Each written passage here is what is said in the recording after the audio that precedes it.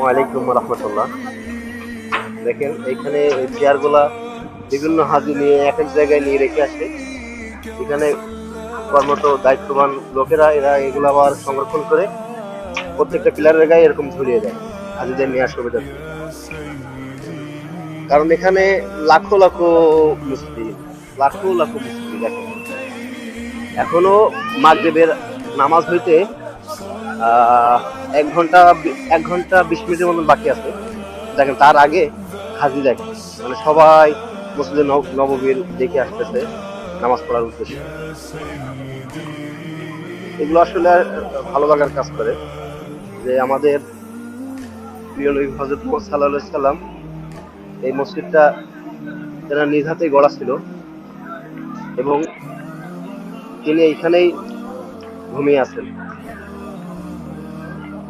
তো সবার আবেগ থেকে কাজ করে যে এখানে এসে নবীজিকে সালাম জানাবে, এখানে নামাজ পড়বে, সবাই সেই উদ্দেশ্যে এখানে আসে।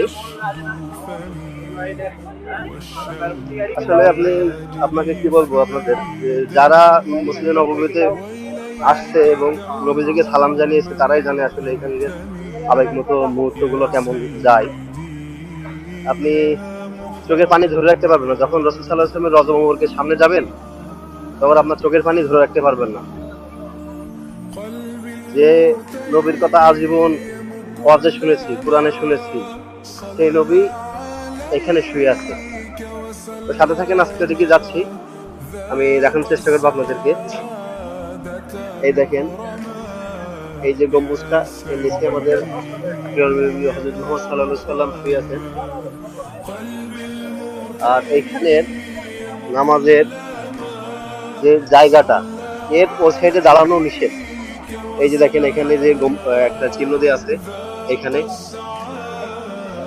এর ওই সাইডে দাঁড়ালে হবে না, কারণ ইমাম সাহেব নবীজির রওজার পেছন বরাবরই দাঁড়ান, ঠিক আছে? তো এই কারণে এই যে জায়গাটা দেখছেন, এই যে চিহ্ন দেওয়া আছে, প্রত্যেকটা পিলারে চিহ্ন দেওয়া আছে, এর এই সাইডে দাঁড়ানো যাবে না, কারণ ইমাম সাহেব দাঁড়াও এখানে, ইমাম সাহেবের সামনে নামাজ পড়লে নামাজ হবে না, সেই হিসাবে এখানে দেয়। কিন্তু কি বলবো, এখানে এত পরিমাণ হাজি হয় জায়গা ধরে না, সেক্ষেত্রে এখানেও নামাজ, সব হাজিরা এখানে নামাজ পড়ে। তো এই ছিল আজকের ভিডিও। নেক্সট ভিডিওতে আরো কিছু নিয়ে আসবো। সবাই ভালো থাকবেন। আসসালামু আলাইকুম।